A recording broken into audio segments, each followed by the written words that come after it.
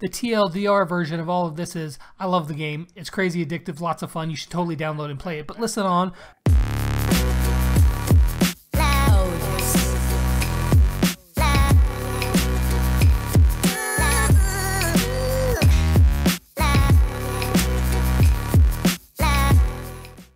Hey everyone, what's happening? Lex back today for another Brawl Stars video. Today we are going to do a review. We're going to talk about the game. Is it any good? What's bad?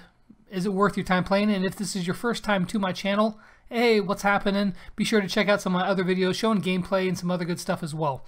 But let's talk about Brawl Stars. Now, hopefully the game is going to be going global very soon. I've heard rumors that it's going to be in August, but nobody really knows for sure. So there's the first question. I always get asked that in the comments down below. So the Android release, the global release, no one knows when it's going to be released just yet, but hopefully that will be soon. There's always the chance that Supercell could kill the game as well. I think that's highly unlikely, and I'll tell you why here in a little bit. But let's talk about what is good in the game and what's bad in the game. Let me go over some of the things that the game needs to improve upon. Before I say any of this, let me just say the TLDR version of all of this is, I love the game. It's crazy addictive, lots of fun. You should totally download and play it. But listen on for the reasons why I think that there are some things that it needs to improve on. Of course, we are still in beta stage. It hasn't even released globally yet. You can only get it through the Canadian Apple iTunes Store. So bear that in mind and know that the game is very young and there's still a lot of work to be done. There's things that the game needs to improve upon, like more maps, more game modes. Game modes especially, I think that there could be a lot, there's just a wealth of opportunity for things that can be put into the game, and Supercell has said that they are going to add new game modes to the game. They even talked about one that's kind of like soccer almost. So that sounds like it'd be pretty stinking cool. I don't know how they're going to work that out, but I love the idea, and that would be very interesting to see. But I do think that they need more of a varied game modes in the game. Of course, nonstop, there's three that's always up, and they're usually different. Sometimes they actually can be like a couple of them the same, but usually they're different. So you'll have a few different game modes that you can choose from. Another thing that I think needs to be improved is a chance for free-to-play players who don't want to spend any money on the game, to get gems in some way, because there's really cool stuff like skins, and of course you can open up more brawl boxes. You can get the coin doublers, the coin boosters. Those are all very fun things and valuable things to do with gems in the game. However, right now there's currently no way for free-to-play players to get gems, which I think is something that really needs to happen, even if it's a small amount. One of my viewers commented on my last video that even if it's a small amount, that you got maybe like 10 gems a week or something like that, well, you could save, like a week or two, and you could be able to buy a new skin for one of your brawlers, which is really cool. It adds a lot of little fun things to the game. So I think that there needs to be a way for free-to-play players to get gems somehow, even if it's a small amount. Now, there are small improvements that need to be made, and I think they absolutely will be implemented. Things such as, the end screen where you shows the recap of the game, and you see the other players, your players and the other players. And if you were playing randoms, you don't know what band they're in. It would be nice to show what band that player was in. Other things, small things, such as when you create a game room and you advertise it to your band, it doesn't show you what game mode you're actually playing or what you're offering up to play. So either you have to go in there and initially say, hey, we're playing Smash and Grab, or we're playing Bounty. Other than that, somebody just joins in. It may not even be the game mode that they want to play. So I think that it should say, like Lex is looking for a game, Smash and Grab in Hard Rock Mine. I think that would be a very nice little quality of life feature. Of course, there's other things, like balancing issues, but that's always going to be the case in a game like this, where some brawlers need to be balanced in line with others. Some are going to be overpowered, Piper Shelly, and some other going to be, not quite as good, Dynamite Brock. There's balancing is always going to be an ongoing, battle for the development team, but they do a pretty darn good job. I do have to say that that's actually a positive, is that they do a very good job of balancing. It's actually a pretty balanced game. And one thing that I think this could be both a positive and a negative is that the lack of serious customization to your brawlers.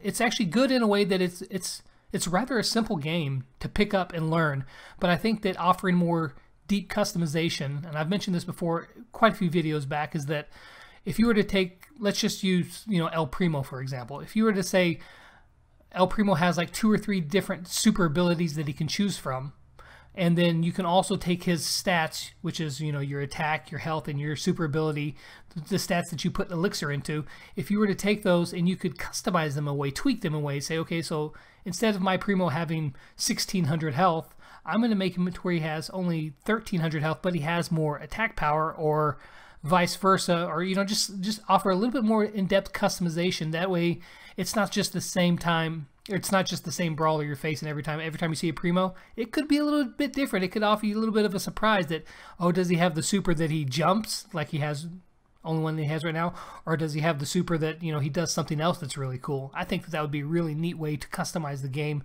and really make things interesting for everybody. Let's talk about now where the game shines. I think the very number one thing that we should talk about and what's good in this game is that the ease of use. This game is ridiculously easy to pick up, learn very quickly, and instantly you're brawling and you're having a great time. There's no super complex learning curve. You move around with your joystick, or you tap if that's how you choose to play. You have your normal attack, and you have your super attack. And that's pretty much it. Other than that, the only small things you have to learn are like, the ranges of your brawlers, which it gives you an on-screen display of yours. Of course, you don't know your opponents, but you will get to know them after you play for a bit. But it's a really easy game to pick up and learn and have a lot of fun with. As I mentioned before, that the balancing between all the brawlers is actually surprisingly good, especially for a game still in beta. They've done a very good job at balancing most of the brawlers with each other, where every brawler really has its place. There's not one brawler that is completely the best on every map. Maybe Shelly. But she's actually just really well-rounded. But there's no one brawler that is just stands out head and shoulders above every other brawler in every respect. And there's no one brawler that is just absolutely the worst of all the brawlers in every respect. All of these brawlers, they have their own place. The balancing is really good in this game right now, especially for so early on being in beta. They've done a very good job of balancing all the brawlers so that you can really play any of them. And if played in the right situation, you can have a lot of fun and do very well.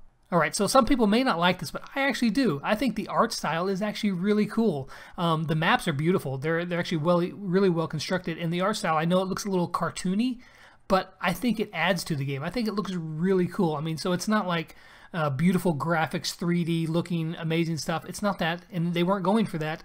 I think that what they were going for, they've done a very good job on it, and I think it all fits in very cohesively and looks great. In my opinion, I really like the art style. So if we're going to be talking about ratings for this game, and this is the whole meat of it all, is that if we were going to rate how good this game is, and we can only rate it right now in beta stage, let's look at 3 different categories: fun factor, accessibility, and originality. Fun factor, which is probably the most important, I would probably give it an 8 out of 10. There's times that it can feel a little bit repetitive, and I think that will be solved by more varied game modes and more maps. But even as it is right now, it is ridiculously easy to pick up the game, and it's really hard to put it down. You're like, okay, I'm just going to play a couple matches, and then an hour later you realize you're still playing the game because it's a ton of fun. So I think fun factor is really high up there. All right, so if we're going to talk about originality, I think this is probably where it falls down a little bit in some respects. In some respects, it's original. In some respects, it's not. I mean, listen, it's a MOBA, a multiplayer online battle arena. So that's been done before many times. You're going up against things like Dota and League of Legends. So it's not the most original game just because of the genre of the game. However, there are some things that make it stand out from the other MOBAs, in that most of the other MOBAs, the learning curve is definitely a little bit steeper. I've tried to play League of Legends. Seemed like a fun game. I got my butt kicked so bad starting off that it really was kind of discouraging, honestly. But I wasn't very good at it. Maybe I should go back and try it again because I've really enjoyed this. But the simplicity of this game really shines. Some of the other games are vastly more complex. There's a lot more things you can do, and I think this game needs to improve upon that a little bit. But I think one of the beauties of this is that it is so simple. So originality, I'm probably going to give it a 6 out of 10, just because it's a MOBA. The genre has been done a ton of times before. However, I think Supercell has come up with a very nice, fresh take on the MOBA. And so for that reason, I'm going to give it a 6 out of 10, which is not horrible, but it's not way up there. It's not super original. It's been done before. Alright, now as far as accessibility, how easy is it for your average person to pick up the game and play it?